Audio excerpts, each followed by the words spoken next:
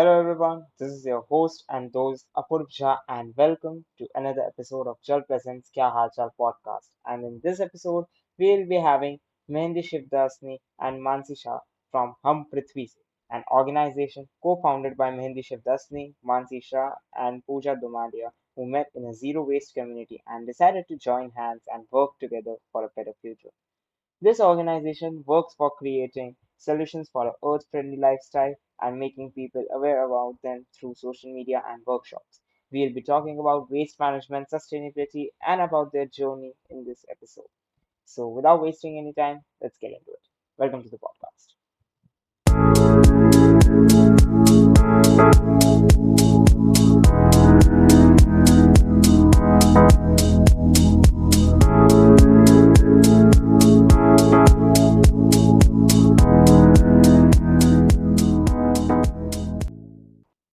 Okay, so let's get into it. And the very first question that I want to ask you guys is that, like, I've seen on your Instagram page that you guys organize low waste functions and low waste weddings. So I want to know that how the process goes. Like, how do you guys organize low waste weddings and how the process behind it goes and how, you know, everyone reacts to it. What's how the public thinks about it. Like, they feel if it's a normal function or it's something unique. I just want to know. I'm just curious to know more about it. Mansi, do you want to take that or you want me to kick us off? No, take it, Mehndi. Okay. I mean, our approach is for us to help whoever's organizing a wedding or any kind of function. Uh, One, like identify what will be the different sources of waste. So, what are all the areas where waste will be generated during that wedding or during that function, right? So, it could be from the decor, it could be at the food counters, it could be even in some cases, or in the case of weddings, like flowers that get used at the wedding, various kinds of waste. It could be plastic bottles, perhaps, if people are serving water like that. Plastic bottles in which like you're getting all of your other beverages, soft drinks, juices, etc. So trying to first kind of identify what are the different kinds of waste that we will probably anticipate that will get generated, and what are the sources of that waste. Once we do that, then I think the next step for us is to try and figure out, okay, how do we best manage that waste. So if it is hard plastics like PET bottles, the recyclability of that is high. So can we then collect those bottles and give it to a local recycler? If it's things like flowers or excess food, it can be composted. So then we make arrangements for all of that to be collected at the end of the function and then be sent to a composter, where it can either be turned into compost or into biofuel as well. So it's kind of just breaking down what are the different sources and then how to help manage each kind of waste. I think for some of the work that we have done in this area particularly, it needs to come from the organizers of the event, the desire to try and make it low waste. Oftentimes, you probably have like a bride and groom who maybe want their wedding to be low waste, but maybe the extended family doesn't agree or doesn't see value in doing something like this. So then you have to kind of be a partner for whoever that bride or groom is and help them figure out how to best convince their family and bring their family on board as well. So I think in our capacity, we're kind of playing the role of uh, folks who are bringing in the technical knowledge of how to manage the waste, but we're also kind of operating as mediators, part therapists, trying to help people figure out how to also manage their relationships with their loved ones as they figure out how to convince them to do a low waste event. I'll pause there and I'll ask if Mansi wants to add anything else. The part where you spoke about convincing, the families, I think like for us, that's been the biggest hurdle up till now, because it's always easier to try and change younger minds, if the bride and groom or their, you know, even like their sisters, like we had a wedding where the sister wanted her, you know, like the two sisters, and one of them wanted her sister's wedding to be a green wedding and all of that. But convincing parents is a tough job because nobody looks at waste as waste. They think that, okay, it's a, it's it's an event and this is out to happen. This is how it works, but they don't realize that no, there is a lot of waste being generated in their 4 to 5 hours of having fun. So that's what we need to throw light on. Wow, that's Yes. amazing. That's And all I want to add. no, that's actually cool. Like now, if I'm being completely honest, I do have this one question that when you organize, these weddings, and when both the parties agree to, like go for a low waste wedding, so do they notice any difference, or is it like the same for them? Like it's like any other wedding, it's like the same experience for them. I think they notice some difference in that, like there is signage around at the event, at the wedding, to say that there is segregation of the waste that's happening. There is signage around where to put what kind of waste, which normally probably doesn't exist, in your more conventional setups. There is staff like us and then other staff that we have who is standing like by the garbage bins to make sure that people are putting it in the right bins and not segregating it. And that's probably something a person maybe hasn't experienced before at a wedding. So I think the experience is slightly different, and that does make people kind of raise their eyebrows and wonder what is going on. And then that actually serves as a good conversation starter, for someone to ask you, why you're standing here and why are you trying to separate the waste.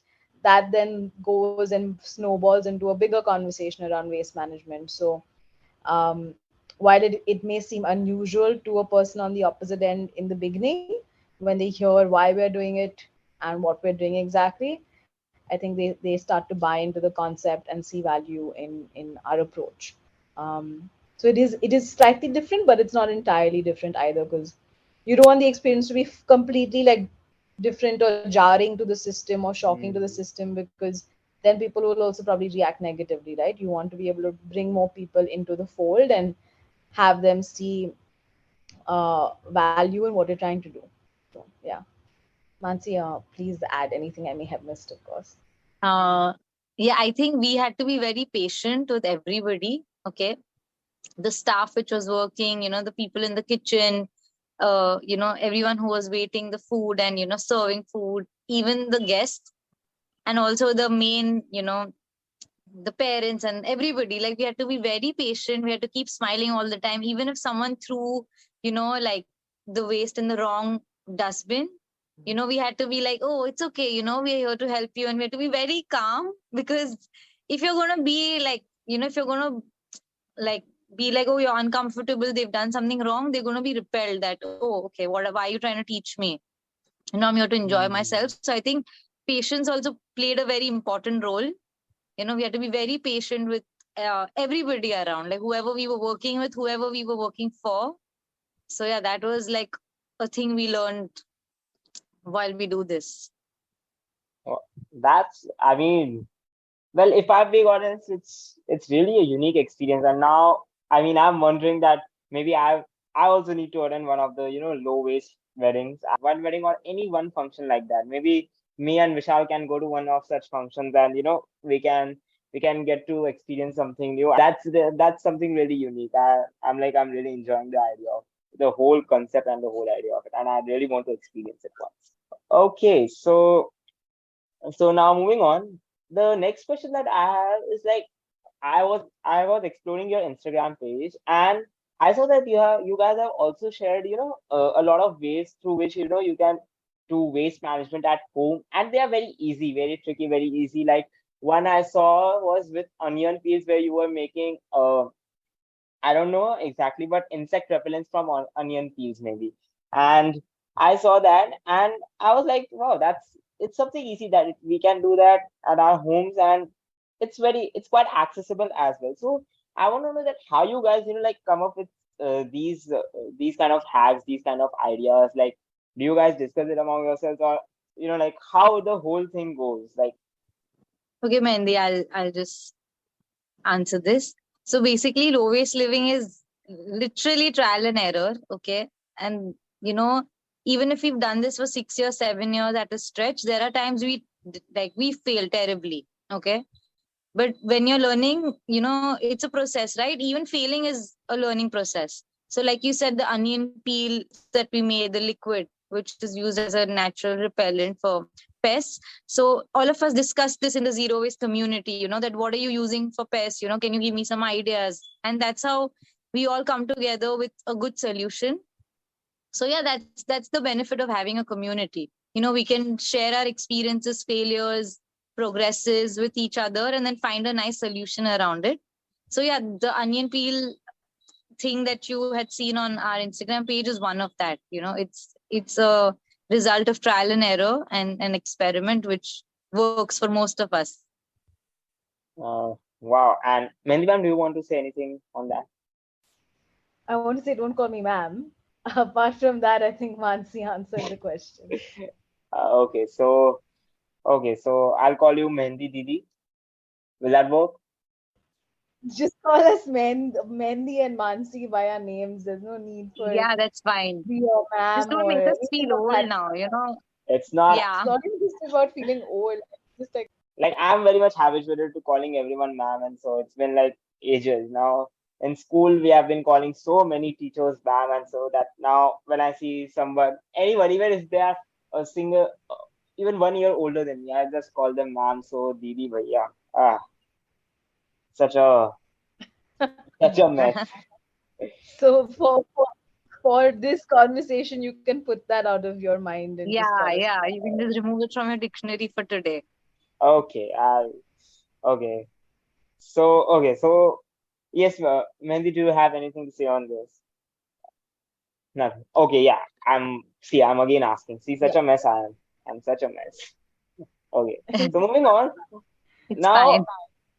uh, so now there is, in Ahmedabad, I've seen one thing is that there's a very massive landfill in Ahmedabad, which is called as Pirana landfill, and even it was discussed in the climate action summit that was recently held here.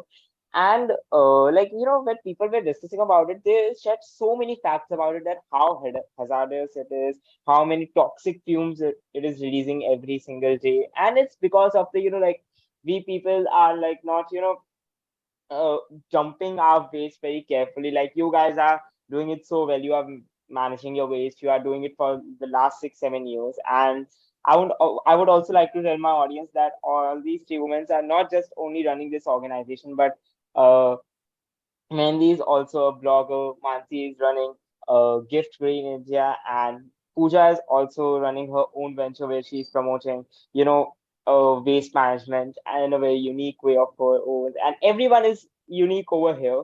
But this thing I wanted to ask you guys, that people are not, dumping their waste very carefully, and because of that, such landfills are being created. So how do you think we can, reduce the number of landfills like Pirana landfill in Ahmedabad, and what we can do from our side to, not contribute to this landfill?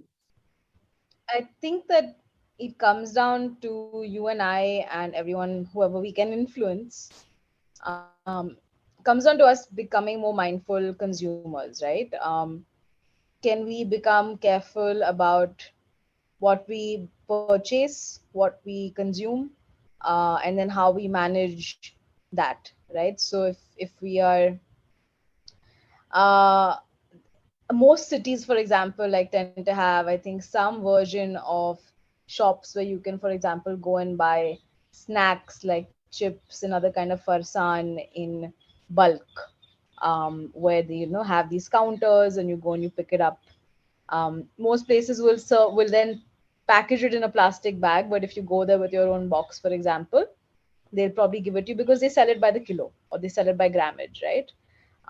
So taking from that just a small example, when you know that as a family or as a household you're probably going to want to eat some of these snacky type foods, can you try and locate one of these kinds of shops in your area and buy your snacks from there versus buying your snacks in plastic packaged, big packets, small packets, whatever it is, single use plastics, one that you're going to use and then throw. That's a small example of how, as a consumer, you can make a slight shift and slight change to still consume probably the item that you want to consume, but do it in a more responsible fashion. So I think if we generate less waste, then the in theory, right, in an ideal world scenario, then the requirement for this kind of setup where we have landfills will reduce. Now, also, I should say that we are a large population. Having everybody kind of make habit change also takes a really long time. So while on the one end, as an individual and as a household, you can make changes to how you're living your life. That's kind of one side of the coin. I think the other side of the coin is then to be able to use your voice and your experience to help positively influence someone else. So, when you're going out, for example, with friends for a meal, um, take your box with you, like an extra box with you, because maybe you're going to have some leftovers. So then, can you carry your leftovers in the box that you take from your own house versus having to take the leftovers in those aluminium boxes or single use plastic boxes? If you do that and a friend of yours sees you doing that, they'll probably ask you why you're doing it. And then it'll start a conversation with them about it. And then they will probably think of doing the same thing the next time they go out. So it's like two sides of what you can do as an individual and as a household is try and change your own habits. And then once you've gotten on that journey, because it is a journey, like no habit changes overnight, then can you try and get other people onto the journey as well? That's my kind of thought process and approach. I think Mansi subscribes to the same thing, but please add anything else that you think is relevant. Okay, so Sorry, I'm just going to add one more thing, please, and please. I think it's important to talk about this is uh, the way our economic system is designed and the way products that we consume are designed is we live in an economy and in a world today where majority of our products are linear in nature. I was just basically wanting to say that the way products are designed also today are designed from a very we will use it and then we will throw it kind of concept. So the economy we live in is very linear in nature, whereas there is scope to make our economy circular in nature. So can we make products not just thinking and keeping in mind the usage of the product, but also the disposal of the product? And there are companies now in the world who are trying to change that mindset. So it's not just on us as consumers, but it's also on businesses and governments that are generating various kinds of products that into the economy, right? It's also their responsibility to redesign and rethink how we consume and design different things that we use to live in this world. So yeah. I want to like to tell my audience that Mehndi and Mansi have themselves been living a low waste life from last 6 to 7 years, and I would like to tell you guys that note down everything they are saying if you want to live a low waste life, because all these pointers will be really helpful for you guys because they have experienced it, they have a community, and yes, it's very important for us like to take small baby steps to like just move on to a better life which is more earth friendly. So yes, so I just wanted to add that. And I mean, like in this podcast only, I'm myself getting to learn so many things about waste management and also I'm enjoying it, honestly. So, yes, so with that, let's move on to the next question. And this question, since like if audience, I would like you guys to pay attention to this question because this one will help you. Again, it will help you to lead a low waste life in a more better way. So yes, so my question is that uh you guys have been like living a low waste life for the last 6 to 7 years. So can you suggest your best a few practices which you follow that are best to in your perspective to lead a sustainable life? Okay, who would like to go first? Go for it, Mansi. Yeah, Mansi, lead us Okay, from the top. so first is like start with baby steps, like you said. Please start small. Okay, just don't go all out. That, oh, in 1 week I'm gonna make 10 changes in my lifestyle. Don't do that. You'll just be overwhelmed and you'll be exhausted by that, weekend. So don't do that. Okay, take baby steps. Like if you have to start segregating your waste, like milk packets come into our house every day. Most of our Indian households drink milk, so just clean them up and dry them, just make sure that you're cutting it the right way and not chopping off the ear, like, the point of the milk packets. That's the basic we can do. And our mothers are already doing it. Okay. They always wash it and next stick it on the walls above the sink. So that's something which we actually know since many years, but now that we also know that they can be recycled, we should, like, use the right channels and send it for recycling. That's basics you can do at home. Even your plastic packets like chips, your nashta and farsan, if you're bringing it in package, like plastic packaging, just wash it and keep it like separately, like wash it and dry it. Don't, like, accumulate wet packets. It's just going to become worse for people also who segregate our waste, okay? Because they're eventually humans doing it. There's no machine or a robot sitting out there cleaning your waste. So just clean it, dry it, and then, give it to the right channel to segregate it. I mean, to recycle it. And one more thing is, like, composting. Start composting. If you start composting, majority of your food waste will not even go out of the house. Because paper is something we anyway don't throw in our dustbins. We always give it to the raddiwalas. We stack the paper waste separately. So that is already something we're doing. So just these two things can be added. And also, if you're going out, like, you're like college young students, okay, that the young generation. So if you step out of your house to just go out with your friends for a movie or anything, just carry your own water bottle. How difficult is it? We've been carrying water bottles since we were in school.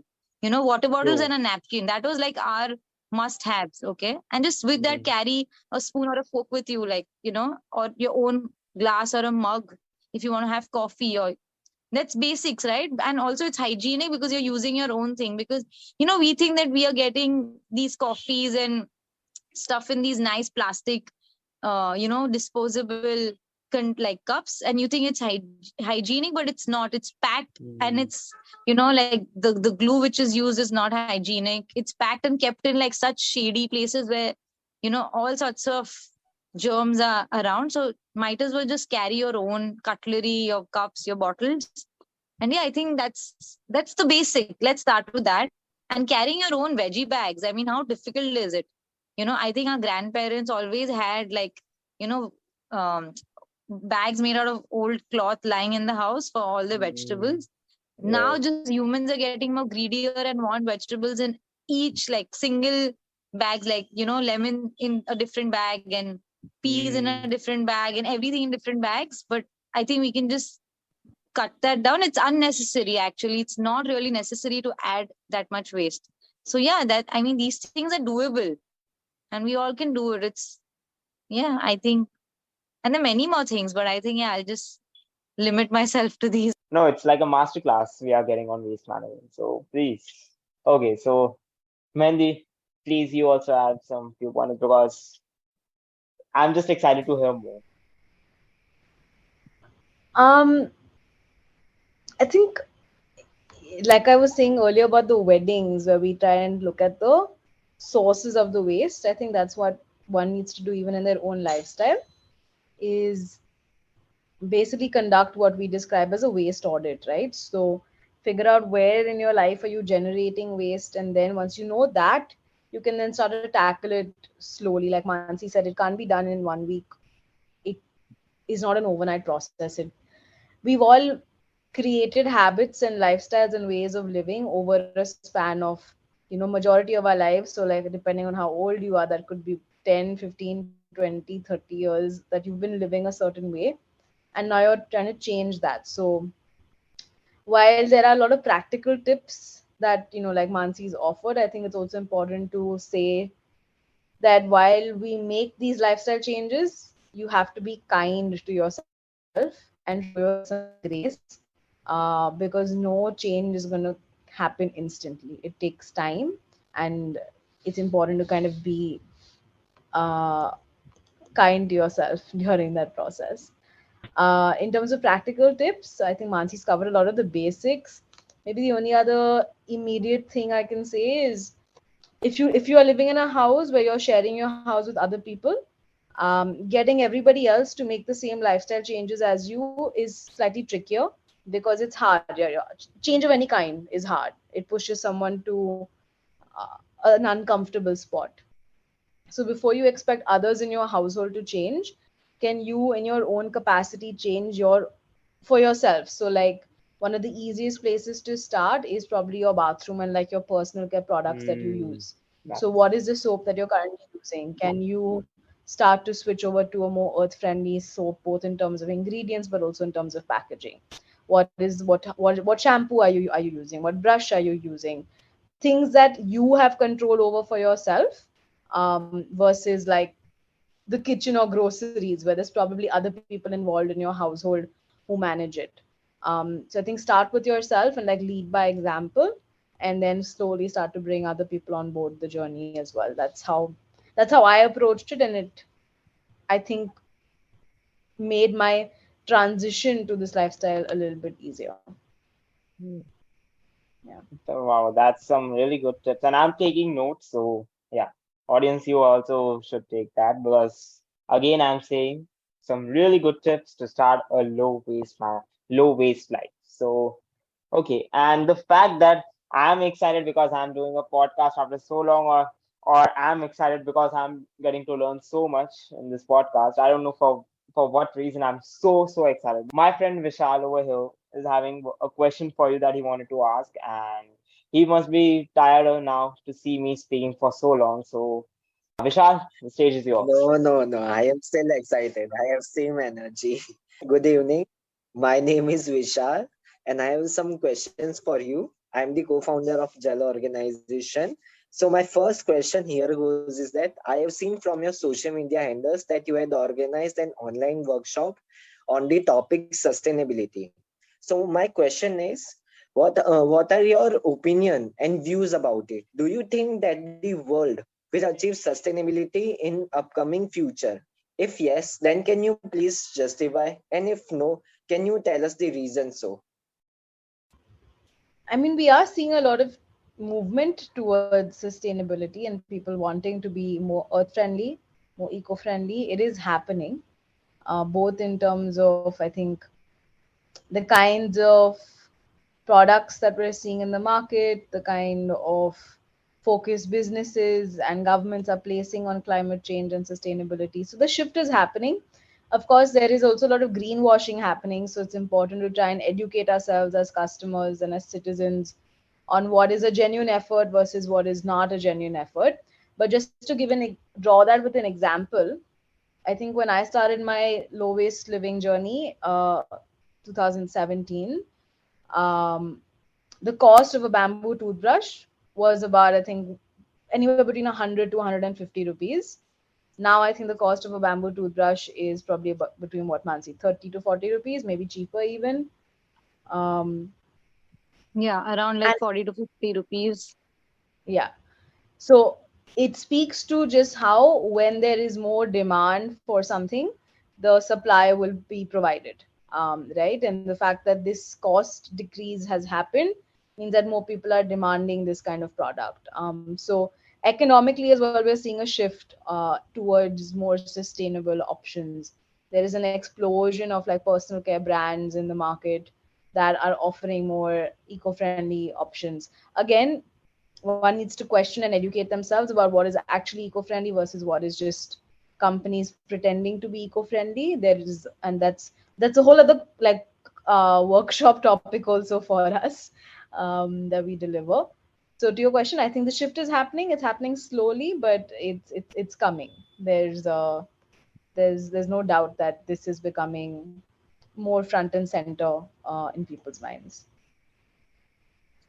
Okay, so what is your opinion on sustainability, Mansi? Can the world achieve sustainability in upcoming future? Yes or no? Oh, yes, we can. I mean, we can achieve anything we want because we humans think we're the most intelligent species on this planet. So we are achieving everything, like, when it comes to AI or building or development constructions, right? So if we put our minds on to achieving something in sustainability, I think we can. We have the scope. We just need more people, more awareness, more people like talking about it, and trying to make that change, because the problem is that we think that everything else is important, like development, roads, better constructions, better schools, hospitals, healthcare, everything is important, right? But the same way, even sustainability, our environment is also important. So when people start thinking that way, because yeah, we don't have to save the earth, we have to save ourselves. The earth's going to repair itself in any way. We need to look at ourselves. So if people start thinking that way, sustainability is going to be the next thing, and like Mehndi said really like precisely that how things were 7, 8 years back and how they're now. We've come a long way, even for something like a bamboo toothbrush to, become, you know, to like be a part of the normal personal care range is a big step. So yeah, it's happening. We can see it. So yes, there is hope. That's the fabulous answer I got Okay. from two of you. Here now my second question and the last question goes. How was your journey when you started this organization? Did you face any hardships and difficulties in your journey? If yes, can you tell us how did you overcome your challenges? Challenges are basically, I think that we had to figure out what to focus our energy on, which we're still figuring out. It isn't something that we haven't like fully answered. So one is that, and then two is like being able to convince people to pay for our services, because we are coming in with like knowledge and experience, and for people to see that that's worthy and valuable, because otherwise a lot of people expect us to like do our workshops etc for free, which is unfair because we're putting in time and energy and resource into it, right? So I think having people uh, realize that this is a service we're providing and not something we're doing for free, I think was our biggest challenge. The way to overcome it was just to keep talking to more people and also align ourselves with people who naturally are inclined towards these topics. If they're naturally inclined towards these topics, then the convincing, the sales pitch, sales cycle is smaller and shorter. Um, Mansi, I'll pass it to you. Yeah, I think we faced the same hurdles together. So yeah, Mehndi literally spoke my mind. Okay. So yeah, I guess That that's was a good answer. Thank you for answering my questions. yes. And I must say, Vishal, you really got some really good questions, and I guess the audience must have got to know so much more about you guys now. Yes, I'd like to, like now end this podcast. And before going, I just want to ask you guys one question. You just have to answer this in one word that who is most sustainable and eco-friendly person among you guys? Just in one word. Who is it?